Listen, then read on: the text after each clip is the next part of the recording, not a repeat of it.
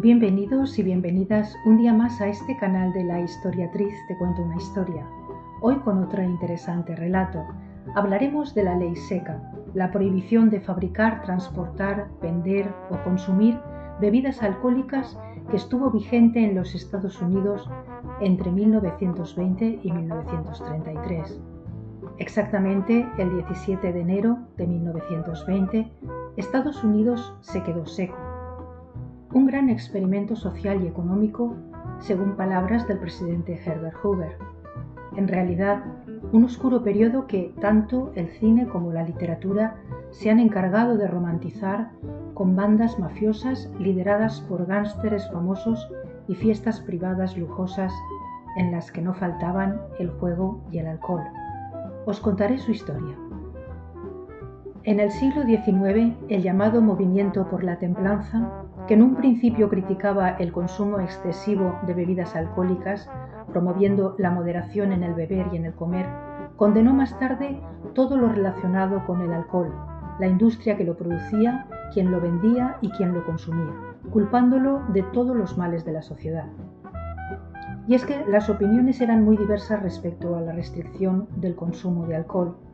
Por una parte estaban las influencias más conservadoras de Nueva Inglaterra, con sus predicadores protestantes, y por otra los inmigrantes que llegaban a Estados Unidos, sobre todo irlandeses y alemanes, que traían sus propias costumbres mucho más tolerantes en cuanto a la ingesta de licores.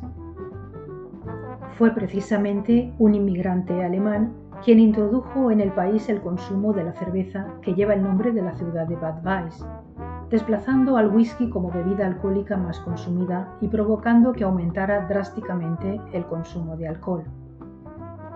Al mismo tiempo, el movimiento por la templanza adquiría relevancia nacional, convirtiéndose en una corriente a la que se unieron diversos intelectuales.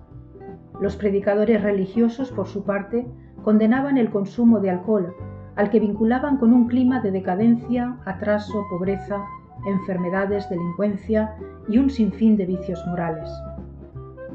Oleada tras oleada de inmigrantes del sur y el este de Europa se asentaban en las grandes ciudades, sobre todo de la costa este como Boston o Nueva York, mientras muchos prohibicionistas fomentaban la desconfianza hacia ellos, adhiriéndose a la doctrina del nativismo, respaldando la idea de que el éxito de Estados Unidos era resultado de su ascendencia anglosajona, blanca y protestante.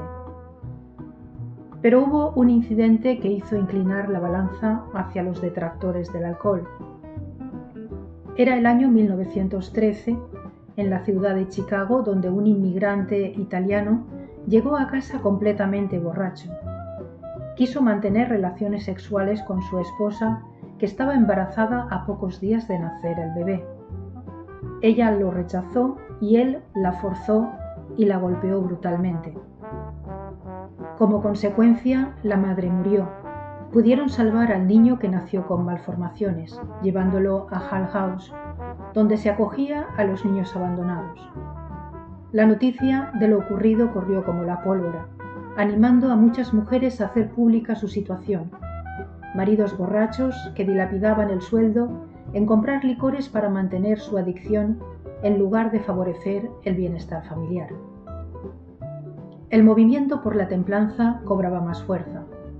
Entraban Biblia en mano, cantando y rezando en lo que llamaban antros de perdición, instando a los propietarios a dejar de vender alcohol. Algunos miembros destacados fueron arrestados y multados en múltiples ocasiones, como Carrie Nassau, cuyo marido murió alcoholizado. Era capaz de entrar a las tabernas con un hacha, regañar a los clientes y destruir las botellas de licor que encontraba, hacha que se convirtió en símbolo del movimiento antialcohol. A esto hay que añadir también la Primera Guerra Mundial, que los activistas del movimiento por la templanza aprovecharon para avivar el fuego y hacer resaltar que la mayor parte de la cerveza era producida por industrias de inmigrantes alemanes o sus descendientes, dando a entender que no consumir cerveza era una acción patriótica. Tampoco dudaron en acusar a algunos cerveceros de tener simpatía con el Kaiser, convirtiendo finalmente el consumo de cerveza en un acto de deslealtad. Es evidente que con todos estos acontecimientos se estaba preparando el terreno para la prohibición total del alcohol en todo el país. Y llegó el año 1917 y con él el Congreso aprobó una resolución a favor de una enmienda, la 18ª enmienda, que prohibía la fabricación, importación, exportación, venta y transporte de bebidas alcohólicas en todo el territorio de Estados Unidos. En 1919 la enmienda fue ratificada por 36 de los 48 estados. Recordemos que habían 48 y no los 50 que hay en la actualidad. Finalmente se aprobó en el mismo año y entró en vigor al año siguiente, en enero de 1920. La llamaron la Ley Volstead, por el senador Andrew Volstead, que fue su impulsor y que hizo unas declaraciones el día siguiente a la entrada en vigor de la nueva norma que han quedado para la posteridad y que fueron repetidas por algunos de los predicadores más influyentes del momento, como el reverendo Billy Sunday, y que decían así: esta noche, un minuto después de las 12, nacerá una nueva nación. El demonio de la bebida hace testamento. Se inicia una era de ideas claras y limpios modales. Los barrios bajos serán pronto cosa del pasado. Las cárceles y correccionales quedarán vacíos. Los transformaremos en graneros y fábricas. Todos los hombres volverán a caminar erguidos. Se cerraron para siempre las puertas del infierno. Fue este un discurso muy optimista para la realidad que estaba por venir.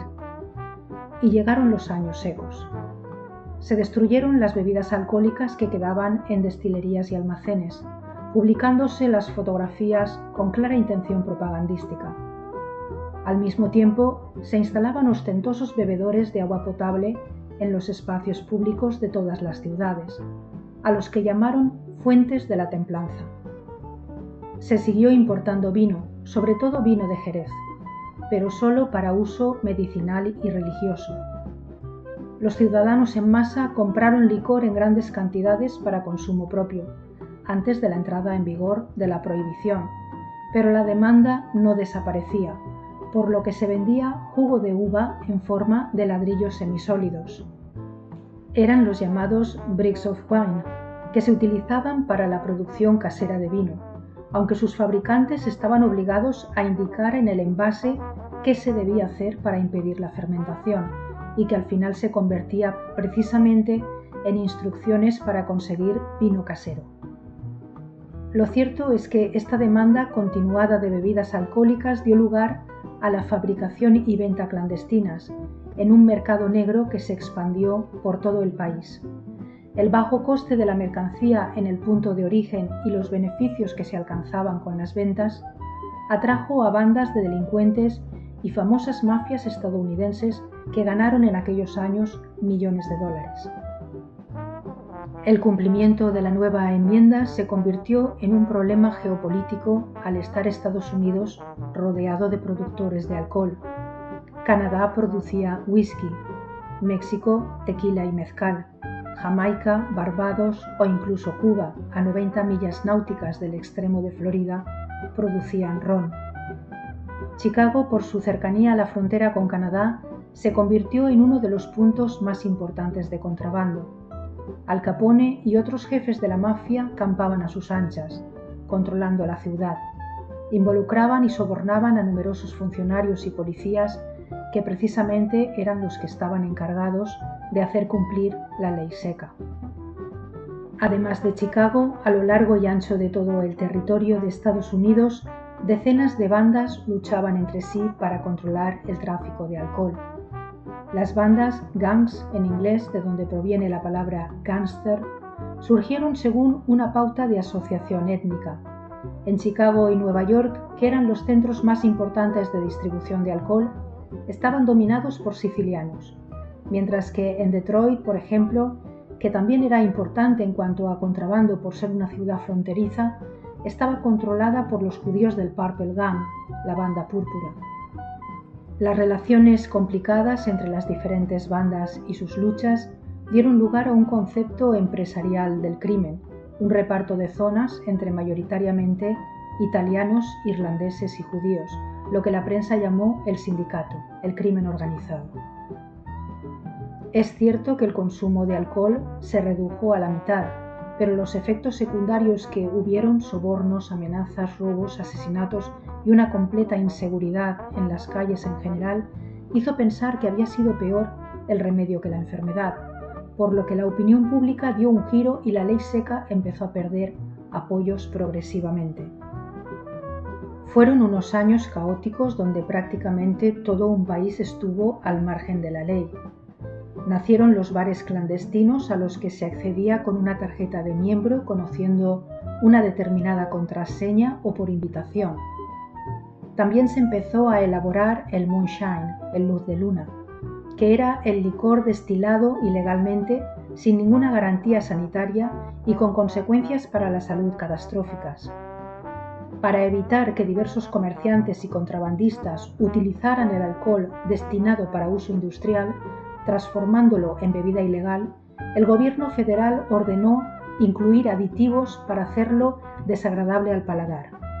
En respuesta, los contrabandistas contrataron químicos para que eliminaran estos aditivos del alcohol y hacerlo bebible, provocando casos dramáticos de envenenamiento. Los médicos que podían recetar a sus pacientes alcohol, supuestamente medicinal, llegaron a los 11 millones de recetas al año durante toda la década de 1920. Avanzando en la década, la criminalidad y la corrupción continuaban en aumento.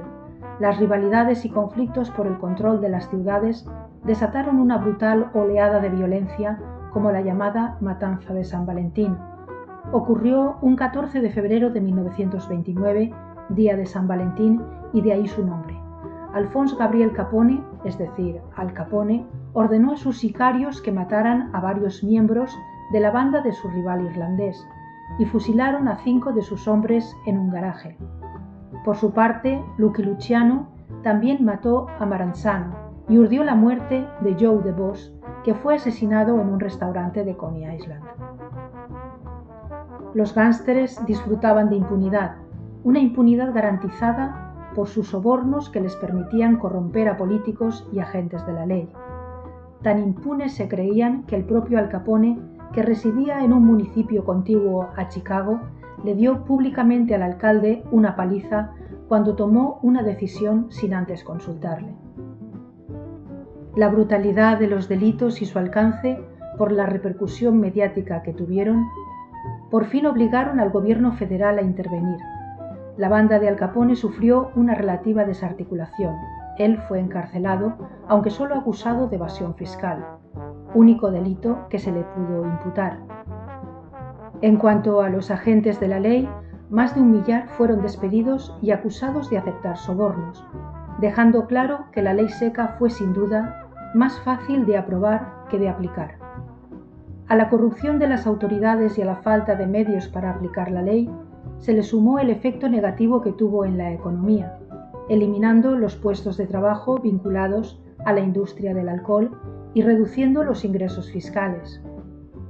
El apoyo a la prohibición iba disminuyendo de manera constante, incluso entre sus antiguos partidarios, que ya no culpaban al consumo de alcohol de todos los males de la sociedad, sino a la propia ley seca, como causante, entre otros, del aumento de la criminalidad. Cuando la Gran Depresión golpeó Estados Unidos en 1929, los ingresos fiscales se desplomaron y la urgencia económica tuvo un papel importante en la aceleración de la defensa de la derogación. Los estados necesitaban las fuentes de ingresos que años antes habían generado las ventas del alcohol. Con la promesa de poner fin a la ley seca, Franklin Roosevelt fue elegido presidente de Estados Unidos en 1932. Los antiguos partidarios que años antes habían presionado para que se aprobara la 18ª enmienda, ahora presionaban para su derogación. Y tras la derogación, algunos de ellos admitieron públicamente el fracaso. Un antiguo partidario, John Rockefeller Jr., admitió abiertamente su error, explicando en una carta su punto de vista, diciendo que cuando se introdujo la prohibición esperaba que contara con un amplio apoyo de la opinión pública y que se reconocieran los efectos nocivos del alcohol, pero que, lentamente y a regañadientes, había llegado a creer que el consumo de alcohol había aumentado en general, que los bares clandestinos habían sustituido a las cantinas, que había aparecido un vasto ejército de infractores de la ley y que el crimen había aumentado a un nivel nunca antes visto. El Congreso aprobó una propuesta para una nueva enmienda, la 21ª, que terminaría con la prohibición. Incluso 17 de los 22 senadores que habían votado a favor de la ley seca años antes aprobaron ahora su derogación. El 5 de diciembre de 1933 se convirtió en ley. Por primera vez en la historia de los Estados Unidos se había derogado una enmienda constitucional. Poco después, el presidente Franklin Roosevelt se dirigió a la nación, confirmando el final de la ley seca y advirtiendo al país de que bebiera de manera responsable. Según relatan las crónicas de aquel día, los estadounidenses obedecieron los deseos de su presidente al menos ese día, puesto que hubieron unas celebraciones sorprendentemente moderadas después de casi 14 años de prohibición. Y hasta aquí nuestra historia por hoy. Gracias por tu compañía. Nos encontramos la próxima semana. Y recuerda, lo que pasó ayer ya pertenece al pasado y hoy tienes una nueva oportunidad. Cada día puedes transformar tu historia. Hasta pronto.